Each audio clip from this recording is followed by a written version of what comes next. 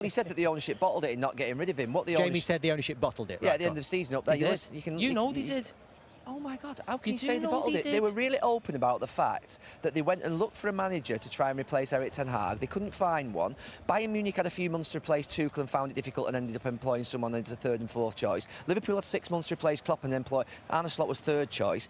It wasn't easy to get a manager at the end of last season for Manchester United or any club in Europe. So you are openly admitting that they were looking for another manager. You just said it, yeah, exactly. They admitted it. Exactly. So they're looking for somebody else, and they can't actually get. So they don't want this manager. If you're happy with your manager, you don't start speaking to other managers. The people you're talking about, Bayern Munich and Liverpool, they knew the managers were going 6 months before the end of the season. Still couldn't find a manager. I know, it doesn't matter. They had to find somebody. If you're happy with your manager, you don't start flying around Europe speaking to agents. Eric Ten Hag wins the FA Cup, and I think it shocks everybody. It shocks Ineos, and they then think, well, okay, we'll still go and we'll still go and look around Europe and see if we can find a manager. They couldn't find a manager that they felt would take the club forward at this moment in time better than Eric Ten Hag could. So he kept his job. Liverpool couldn't find the manager for second and third time. Neither could Bayern Munich. It was hard to find managers at the end of last season. A lot of clubs in Europe were trying to look for a manager and couldn't find one. Ineos tried to look for one to replace Eric Ten Hag. They couldn't do, so they decided, because he won the FA Cup, they would stick with him. What part of that don't you understand? Could they have had Arne Slot?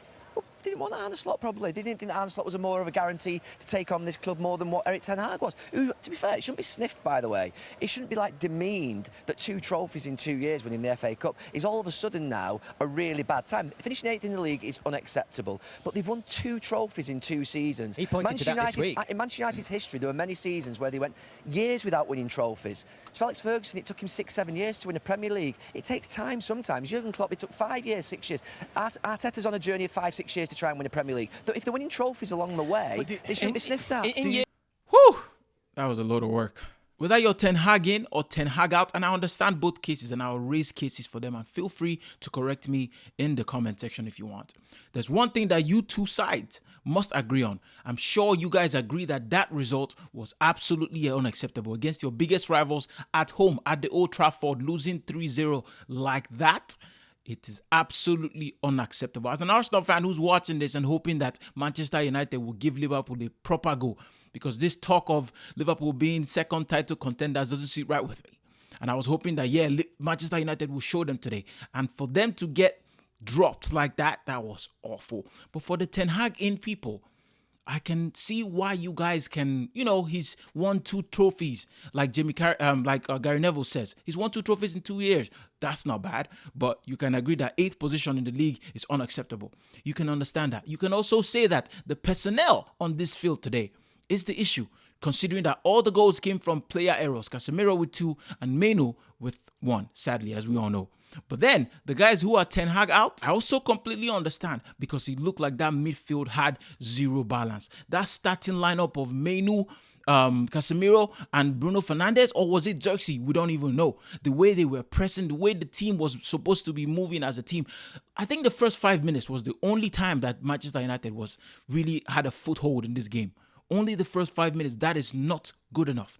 And then you think about Rashford, who hasn't had a shot on goal in 3 games down after today. Why did he start again? It was 2 with no shot on goal, with nothing really created. Why is he here? And then you drop Ahmad, who got your goal last week. You drop him, you bring Garnacho on when Rashford, who has done virtually nothing, is on the pitch. I can understand the situation. Or not starting Xerxes and then starting him, and he had a rough game today, I'm being honest. If you think about it in that way, I completely understand why you will be Ten Hag out. He doesn't seem to have the right shape. He doesn't seem to set the team up right. And you can consider that as the reason why you guys lost so woefully today. And I know there will be some people who are actually saying that the club is going through a transition phase. I understand. It takes time to do all of this. But Liverpool arguably are going through a more daunting transition phase. They lost Klopp after, I think, 9 years being in charge, and a new manager where everybody else struggled. I don't need to tell you, Manchester United fans, because you guys have been trying to replace Sir Alex Ferguson since he left. So I don't need to tell you guys. I'm preaching to the choir with that one. But you would argue that Ansalt has a difficult task. But why is he getting it right away? And now this brings me to my question.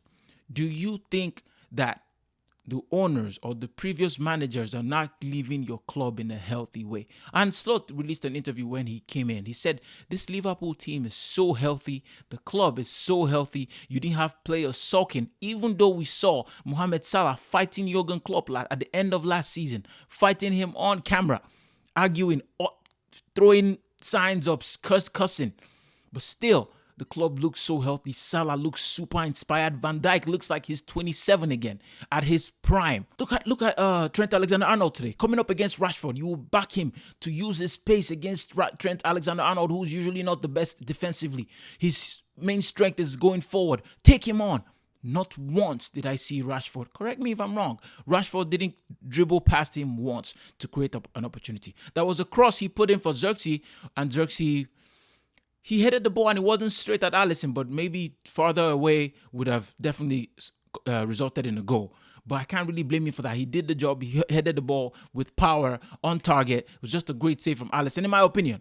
But that was probably the only chance Rashford created all game, and he didn't have a shot himself. Gary Neville sort of hinted that the substitution of Casemiro at halftime probably caused an imbalance in the midfield. Casemiro was struggling all first half. He couldn't hold on to the ball. And you could actually argue that he started to rub off on Manu.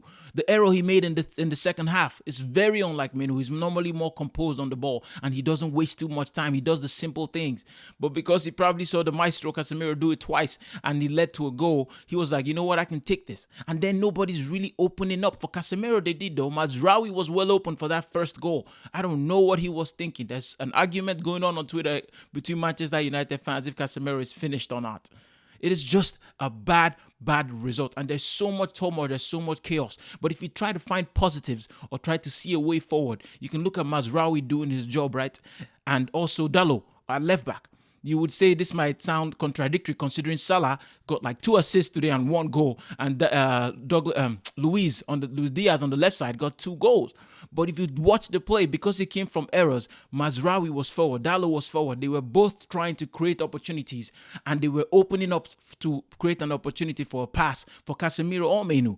And then they took the ball. Liverpool won the ball in the midfield and ran out, and you guys were left exposed. So you can't blame Mazraoui or Dalot. I thought they had a good game. De Ligt as well looked good.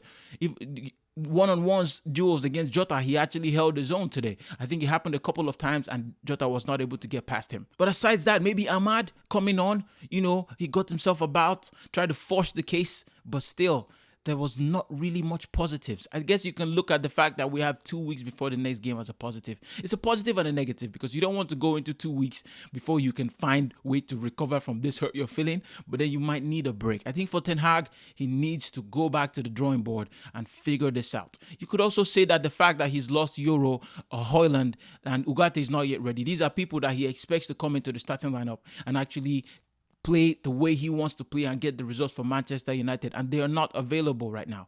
So you can forgive him in that way. Let me know in the comments. I'm not sure. I'm not a United fan, but I imagine that you guys are both agreed, both sides, both parties, that this was an unacceptable result and you're actually looking for better.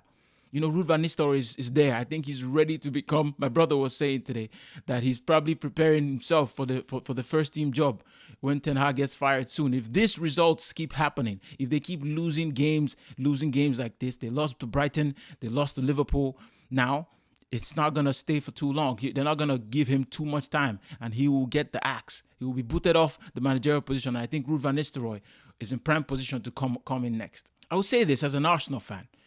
Arteta only started to get it right, even though he won the FA Cup in his first half season with Emery's full team. We won the FA Cup then, but he only started getting his message across to the players, started getting his players in his 3rd season. And Ten Hag is in his 3rd season now.